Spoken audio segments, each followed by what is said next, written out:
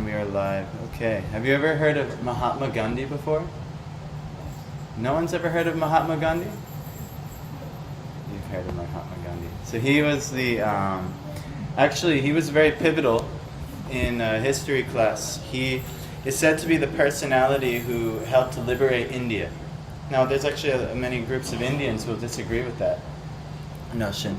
And so actually, Sundra, what's that? Yes, Bose was more integral in that. But I can tell you that Mahatma Gandhi actually was the inspiration for Martin Luther King's civil disobedience movement in the USA. So in regards to, the civil rights movement in the USA, Mahatma Gandhi was actually huge. Now, Mahatma, why am I mentioning Mahatma Gandhi? Mahatma is what we're going to talk about today, how to be a Mahatma. Atma is soul.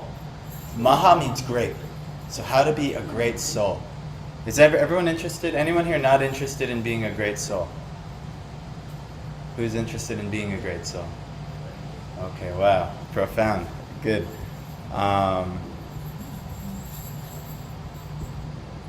So this is my favorite verse, one of my favorite verses, and it's about Kirtan of the Bhagavad Gita. So, if you know this verse, it's 9:14 of the Bhagavad Gita, and it goes like this: Satatam kirtayanto mam yatantascha dridha vritaha namasyantascha mam bhaktya nitya yukta upasate. Chai. So, repeat after me. What? 9:14. Does anyone else want to chant it? Okay. Satatam. Repeat. Always. Kirtayanta. Chanting. Mam. About me. Yatanta. Fully endeavoring. Cha. Also. Dridha vritaha. With determination. Namasyanta. Offering obeisances. Cha. And. Mam. Me. Bhaktya. In devotion. Nitya yukta. Perpetually engaged. Upasate. Worship. Again, repeat after me. Always chanting my glories. Endeavoring with great determination. Bowing down before me. These great souls perpetually worship me with devotion. So this is from the Bhagavad Gita. Have you all heard of Bhagavad Gita here? So Bhagavad Gita is, it's an ancient wisdom scripture, 5,500 years old. And it's, Bhagavad Gita means song, and Bhagavan means God. And it's said to be like the song of God, a conversation between God and a great warrior on a battlefield, actually. So this is one of the verses. There's 700 verses of the Bhagavad Gita. This is one of 700. And the Lord has said, always chanting my glories, endeavoring with great determination, bowing down before me, these great souls perpetually worship me with devotion. And then His Divine Grace A.C. Bhaktivedanta Swami Srila Prabhupada, he has said, the Mahatma cannot be manufactured by rubber stamping an ordinary man. Maybe this might even be a little dig at Mahatma Gandhi. Rubber stamping an ordinary man.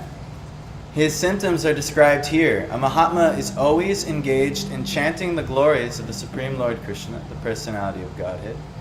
He has no other business. He is always engaged in the glorification of the Lord. In other words, he is not an impersonalist. When the question of glorification is there, one has to glorify the Supreme Lord, praising His holy name, His eternal form, His transcendental qualities, and His uncommon pastimes. One has to glorify all these things. Therefore, a Mahatma is attached to the Supreme Personality of Godhead. One who is attached to the impersonal feature of the Supreme Lord the Brahmajyotir, is not described as Mahatma in the Bhagavad Gita. He is described in a different way in the next verse. The Mahatma is always engaged in different activities of devotional service, as described in the Srimad Bhagavatam, hearing and chanting about Vishnu, not a demigod or human being. That is devotion. Shravanam, Kirtanam, Vishnu, and Smaranam, remembering him. Such a Mahatma has firm determination to achieve at the ultimate end the association of the Supreme Lord in any one of the 5 transcendental rasas. To achieve that success, he engages all activities, mental, bodily, and vocal, everything in the service of the Supreme Lord, Sri Krishna. That is called full Krishna consciousness. In devotional service, there are certain activities which are called determined, such as fasting on certain days, like the 11th day of the moon, Akadashi, and on the appearance day of the Lord. All these rules and regulations are offered by the great acharyas for those who are actually interested in getting admission into the association of the Supreme Personality of Godhead in the transcendental world. The Mahatmas, great souls, strictly observe all these rules and regulations, and therefore they are sure to achieve the desired result. That's for Michael here. Michael loves the rules. It's a Mahatma quality. Anyway, as described in the 2nd verse of this chapter, not only is this devotional service easy, but it can be performed in a happy mood. One does not need to undergo any severe penance and austerity. He can live this life in devotional service, guided by an expert spiritual master. And in any position, either as a householder or a sannyasi or a brahmachari, in any position anywhere in the world, he can perform this devotional service to the Supreme Personality of Godhead, and thus become actually Mahatma, a great soul. So, we're going to just chant a quick prayer. And you guys can chant along with me. We're just going to glorify the Gurus who are giving us this knowledge real quickly.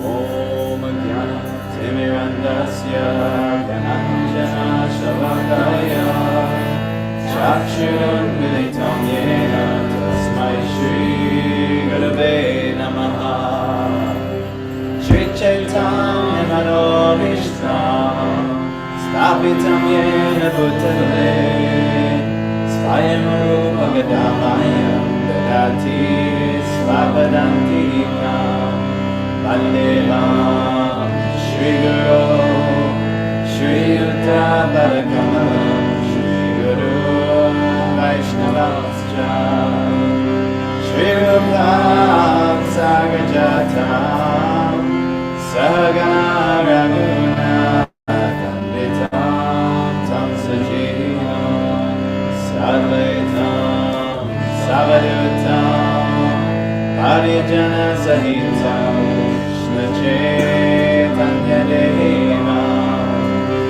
Shri Radha Krishna Padaman Sagana Lalita Shri Vishanavitamscha Hey Krishna Karana Sindhu Dinabandho Jagatpate Gopisha Gopikakanta Radhakanta Namostite Tapta Kanchana Gaurangi Radhe Vrindavaneshwari Rishabhana Sute Namami Hari Priye Panchakalpatarvyascha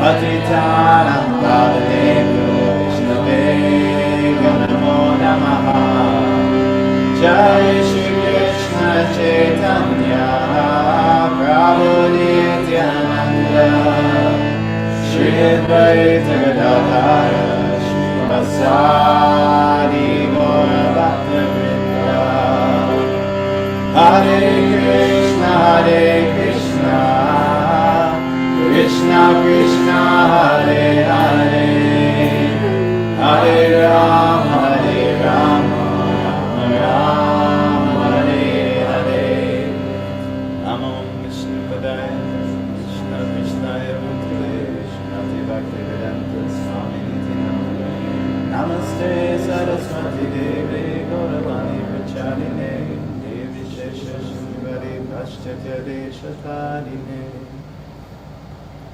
Okay, So what we just did there is we prayed to the gurus, the teachers who are disseminated this knowledge. None of us would have very much knowledge without the great teachers in our life. Who knows the first teachers? Who's the first teacher we all had?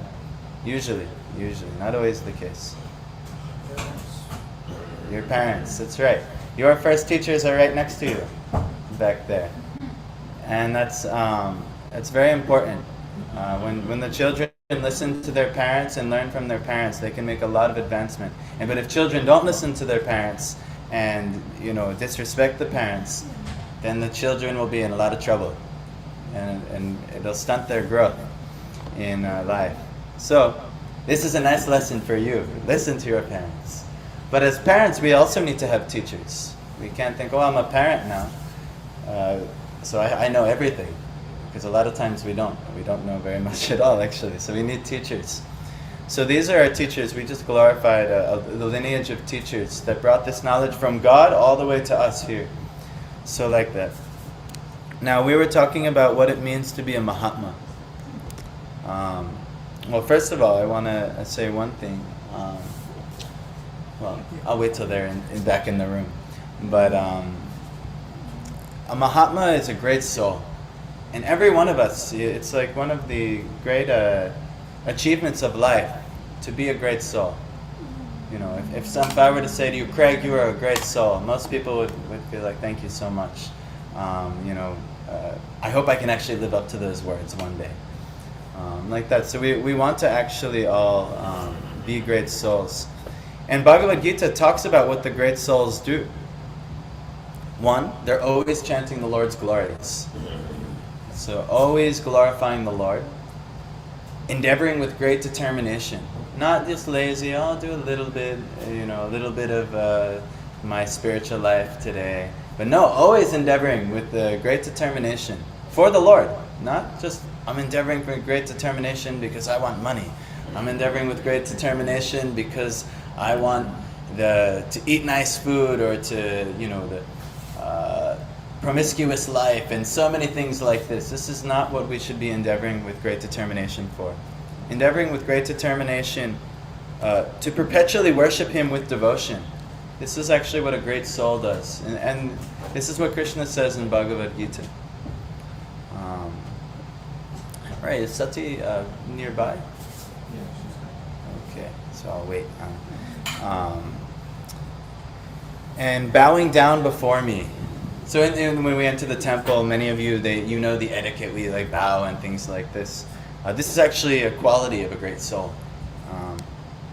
And Prabhupada, he explains here some of the activities the great souls do. He's always engaged in chanting the glories of the Supreme Lord, Krishna. And he does these things. Shravanam, he's always hearing about the Lord. Kirtanam, he's always chanting the glories of the Lord. And Vishnu Smaranam, he's always remembering the Lord. And actually by doing this one process, Kirtan, which is sharing the glories of the Lord, most popularly known as chanting the holy names of the Lord. Just by doing this one process, we're hearing about the Lord and we're remembering about the Lord, all in one. But there's many limbs of devotional service. It's not so there's 64. Of those, 9 are prominent, which is Shravanam, Kirtanam, Vishnu, Smaranam, Padasevanam, Archanam, Bandhanam, Dasyam, Sakyam, Atma, Nivedanam. Those are 9 processes of bhakti in the Srimad Bhagavatam. We won't go into all of them. That'll take too long. And then of those, 3 of them are very prominent, which Prabhupada mentions here: Shravanam, Kirtanam, and Vishnu, Smaranam. And of those 3, 1 is most prominent, and that's Kirtanam, sharing the glories of the Lord. Even if you don't know that much about the Lord, you probably know something about the Lord. So if you share that one something that you know, which is Kirtan, then it'll reinforce. You'll rehear it, and you'll remember it more deeply. So this Kirtan is the most. And if you don't know anything about the Lord, we'll teach you one thing here today. You can chant the names of the Lord. And you can call this prayer and say, "Oh dear Lord, oh dear energy of the Lord, please let me be your servant." And if you pray like that, He'll teach you how to be your servant. You'll know more than just one limb of devotion. You maybe will know more than 9 limbs of devotion. And then Prabhupada, he says in devotional service, there are certain activities which are called determined, such as fasting on certain days, like the 11th day of the moon, Akadashi, on the appearance day of the Lord. He said all these rules and regulations are offered by the great acharyas for those who are actually interested in getting admission into the association of the Supreme Personality of Godhead in the transcendental world. The Mahatmas, great souls, strictly observe all these rules and regulations, and therefore they are sure to achieve the desired result.